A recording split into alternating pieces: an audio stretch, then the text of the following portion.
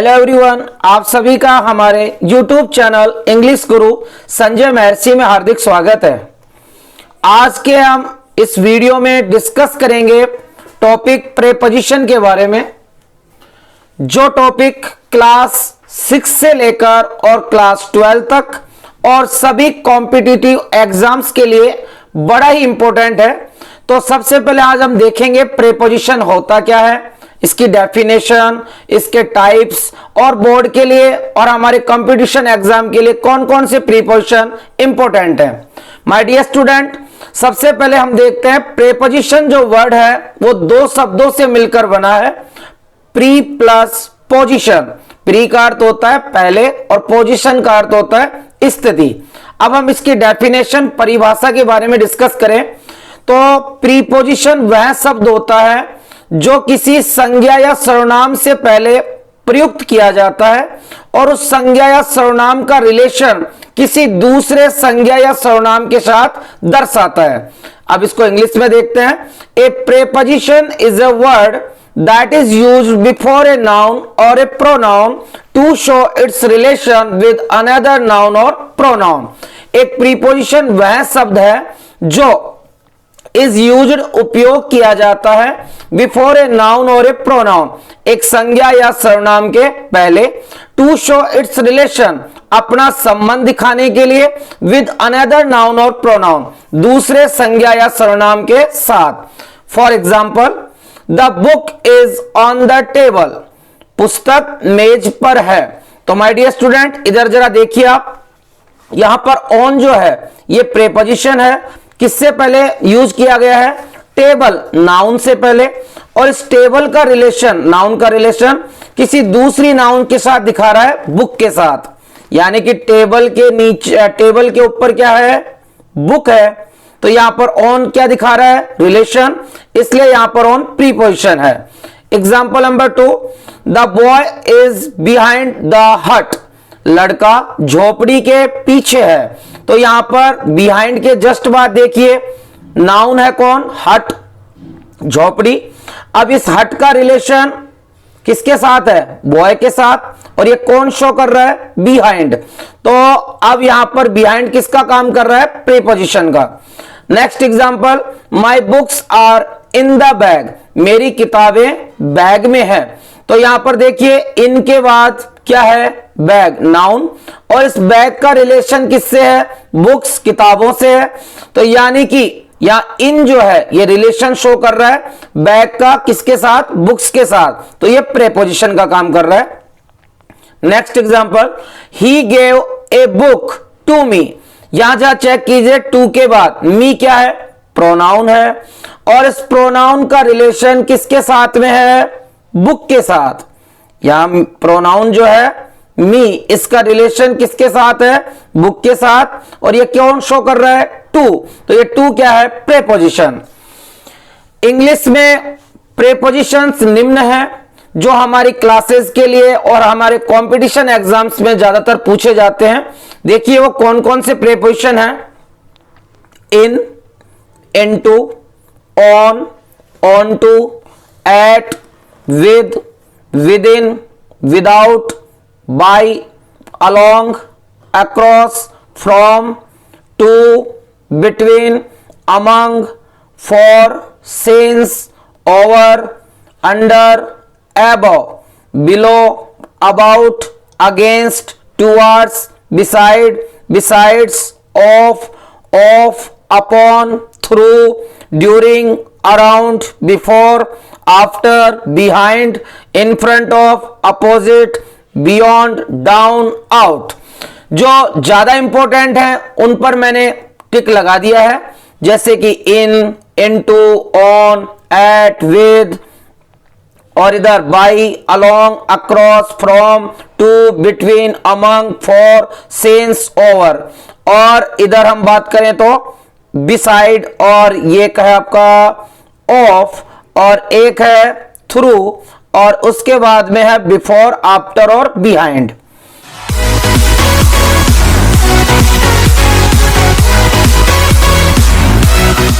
My dear students, अब हम सबसे पहले देखते हैं use of on. On preposition का यूज कहां किया जाता है? तो सबसे पहले हम ऑन की हिंदी देख लें, पर, ऊपर और को। हमें ऐसा नहीं है कि इसकी हिंदी के ऊपर ही जाना है कि हम हिंदी देखें और फिर उसके बाद ऑन का यूज करें। कभी भी प्रीपोजिशन हमारी मदर लैंग्वेज के अनुसार नहीं यूज किया जाता है। तो सबसे पहले हम देखते हैं यूज ऑफ ऑन। ऑन का यूज कहां कहां किया जाता है? जब भी कोई वस्तु किसी दूसरी वस्तु के ऊपर हो, उसे टच कर रही हो, तो वहां ऑन का यूज किया जाता है। मेरी बात समझ में आई आपको? कोई भी वस्तु किसी दूसरी वस्तु के ऊपर है, उसे टच कर रही है, तो वहां ऑन का यूज किया जाता है। जैसे example number 1, students are sitting dash there benches. विद्यार्थी अपनी बेंचों पर बैठे हुए हैं। तो जरा देखिए, विद्यार्थी किसके ऊपर बैठे हुए हैं? बेंचों पर। तो बेंच पर बैठे हुए हैं, तो बताइए टच हो रहा है ना? तो जहां टच होगा वहां किसका यूज होगा? ऑन का। Example number 2, the old man was walking dash the road. बूढ़ा आदमी सड़क पर चल रहा था। तो जरा देखिए, बूढ़ा आदमी सड़क पर चल रहा था, तो ऐसा तो है नहीं कि सड़क से ऊपर उड़ रहा था। सड़क पर टच कर रहा है, सड़क पर चल रहा है, तो फिर वहां किसका यूज होगा? ऑन का। अब देखते हैं हम ऑन का यूज और कहां कहां किया जाता है।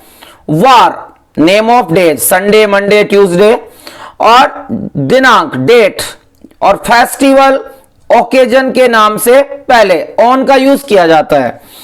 जैसे he went to London dash Friday. वह लंदन गया फ्राइडे, शुक्रवार को। तो यहां फ्राइडे से पहले किसका यूज होगा? ऑन का। क्यों हुआ? क्योंकि फ्राइडे क्या है? वार। Example number 2, India got freedom. भारत ने आजादी प्राप्त की डैश द 15th अगस्त 1947। 15 अगस्त 1947 को। तो ये क्या है? डेट है, और डेट से पहले किसका यूज किया जाता है? ऑन का। अब माय डियर स्टूडेंट्स, एक स्पेशल बात जो ध्यान देने की है, फेस्टिवल और ओकेजन के नाम से पहले, कोई स्पेशल डे के नाम से पहले, स्पेशल डे, फेस्टिवल, ओकेजन, इनसे पहले दो प्रीपोजिशन का यूज किया जाता है। एक है ऑन और एक है एट। ये समझने का है थोड़ा। हम अगर एग्जैक्ट उसी दिन की बात कर रहे हैं जिस दिन वो फेस्टिवल ओकेजन है, अगर हम एग्जैक्ट उसी दिन की बात कर रहे हैं जिस दिन वो फेस्टिवल या ओकेजन है, तो हम यूज करते हैं किसका? ऑन का। और अगर हम फेस्टिवल या ओकेजन के पहले आसपास के दिन की बात कर रहे हैं, मतलब जैसे दीपावली पर, तो दीपावली के एग्जैक्ट उसी दिन बात कर रहे हैं जिस दिन दीपावली है, और तब तो किसका यूज होगा? ऑन का। और दीपावली से कुछ दिन पहले आसपास की बात कर रहे हैं, तो किसका यूज होगा? एट का। चलिए अब इसे एग्जाम्पल की मदद से समझते हैं। We worship to goddess Lakshmi dash Deepawali. हम लक्ष्मी देवी की पूजा करते हैं डैश दीपावली, दीपावली पर। तो जरा सोचिए, यहां पर दीपावली क्या है?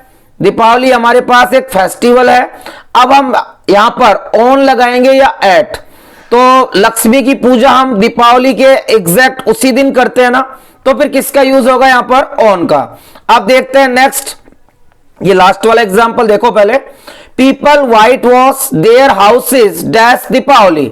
लोग अपने घरों पर सफेदी करते हैं डैश दीपावली, दीपावली पर। तो दीपावली पर करते हैं, इट मींस क्या हुआ? दीपावली के एग्जैक्ट उसी दिन करते हैं या दीपावली से पहले करते हैं आसपास? तो आप जरा देखिए, यहां दीपावली के उस दिन नहीं होता ये व्हाइट वॉश, सफेदी करने का काम, उससे पहले होता है। तो पहले होता है तो किसका यूज होगा? एट का। अब देखते हैं next example. He came to home dash Christmas. वह घर आया क्रिसमस पर। तो जरा देखिए, क्रिसमस पर आया, हो सकता है वो क्रिसमस के दिन ही आया हो, तब तो किसका यूज होगा? ऑन का, एग्जैक्ट उसी दिन। और क्रिसमस के आसपास आया हो, यानी 25 दिसंबर को क्रिसमस डे होता है, उससे आसपास 23, 24, 22 को आया हो, तब किसका यूज होगा? एट का। तो यहां ऑन भी राइट है और एट भी राइट है। और देखिए, वी सेलिब्रेट टीचर्स डे। हम शिक्षक दिवस मनाते हैं डैश 5 सितंबर, 5 सितंबर को। तो जरा सोचिए, यहां क्या आएगा भाई? टीचर्स डे हम कब मनाते हैं? 5 सितंबर को। तो एग्जैक्ट दिन दे दिया हमें, एग्जैक्ट दिन हमें एग्जैक्ट डे दिया गया है, कितनी तारीख को मनाते हैं, 5 सितंबर। तो यहां पर किसका यूज होगा, ऑन का।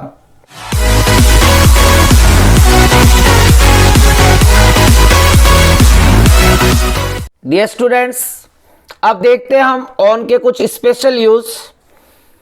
Congratulate, rely, depend, count, fall back, insist आदि वर्ड्स के आने पर ऑन का यूज किया जाता है। तो इसको एक बार दोबारा समझिए। अगर हमारे सेंटेंस में कॉन्ग्रेचुलेट वर्ड है, बधाई देना, रिलाई निर्भर होना, डिपेंड निर्भर होना, काउंट निर्भर होना, फॉल बैक निर्भर होना, इंसिस्ट आग्रह करना, ये आदि वर्ड्स हमारे सेंटेंस के अंदर दिए हुए हैं, तो हमें वहां ऑन का यूज करना पड़ेगा, ये फिक्स है। Example, my father congratulated me dash my grand success, मेरे पिताजी ने मुझे बधाई दी माई ग्रैंड सक्सेस, मेरी शानदार सफलता पर। तो यहां किसका यूज होगा, कॉन्ग्रेचुलेट आया है वर्ड, तो ऑन का यूज।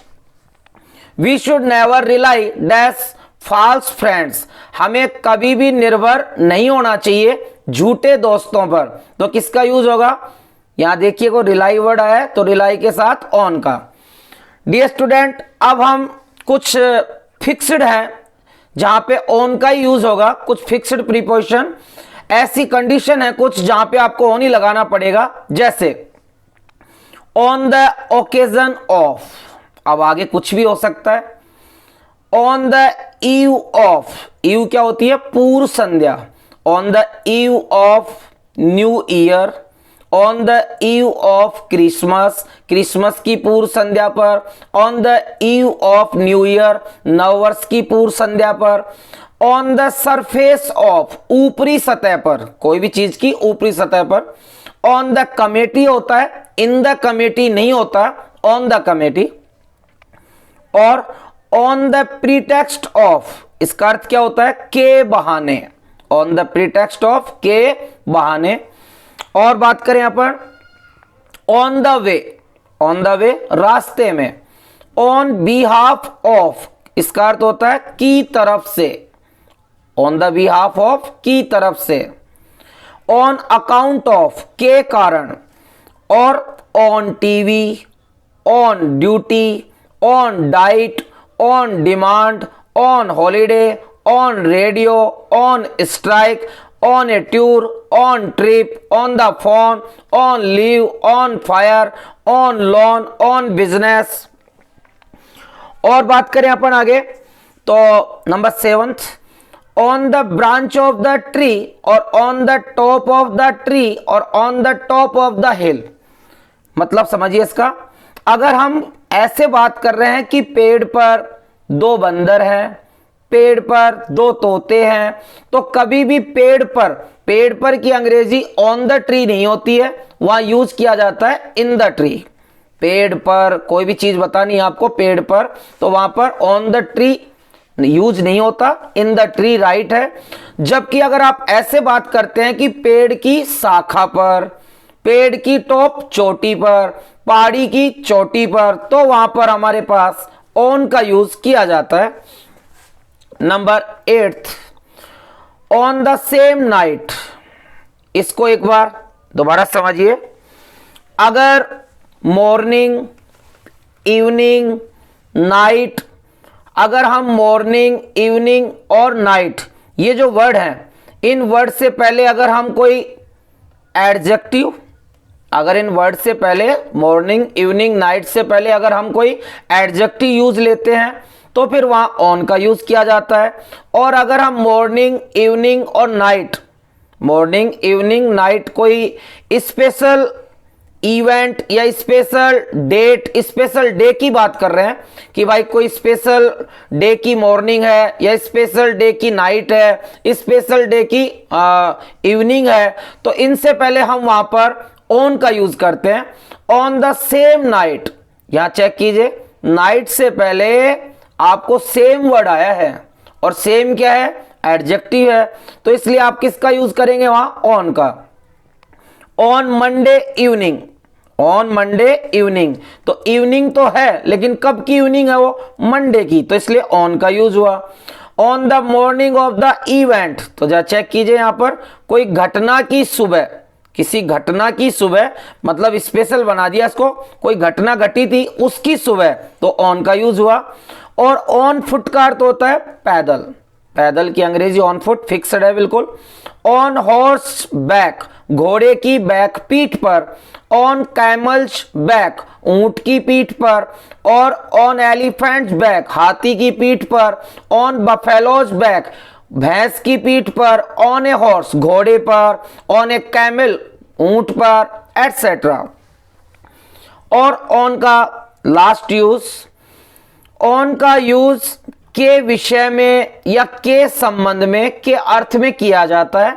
मेरा कहने का मतलब जहां पर भी हमें अबाउट के बारे में बात करना हो, के बारे में, किसी भी विषय के बारे में, किसी भी संबंध के बारे में, तो वहां ऑन का यूज किया जा सकता है। जैसे this is a book dash English grammar, यह एक पुस्तक है अंग्रेजी व्याकरण के बारे में। तो अंग्रेजी व्याकरण के बारे में, तो जरा देखिए यहां पर के विषय में, अंग्रेजी व्याकरण के विषय में यह पुस्तक है, या अंग्रेजी व्याकरण के संबंध में यह पुस्तक है। तो आप यहां पर अबाउट के लिए, अबाउट के अर्थ में ऑन का यूज कर सकते हैं। Next, this book is dash Phoolan Devi, यह पुस्तक फूलन देवी के बारे में है। तो यहां पर देखिए के बारे में, अर्थात अबाउट का काम कौन कर रहा है, on. He is writing dash Munshi Premchand, वह मुंशी प्रेमचंद के बारे में लिख रहा है। तो मुंशी प्रेमचंद के बारे में लिख रहा है, तो किसका यूज किया जाएगा, ऑन का। माय डियर स्टूडेंट, ये था हमारा ऑन का यूज, और उम्मीद करता हूं आपको अच्छे से ऑन का यूज समझ में आया होगा। तो आप इस वीडियो को ज्यादा से ज्यादा शेयर करें, हमारे वीडियो को लाइक करें, और जिस किसी ने भी अभी तक हमारा चैनल सब्सक्राइब नहीं किया है वो प्लीज चैनल को सब्सक्राइब करें, ताकि हमारे आने वाले वीडियो के नोटिफिकेशन आपको जल्दी मिल सके। Thanks for watching.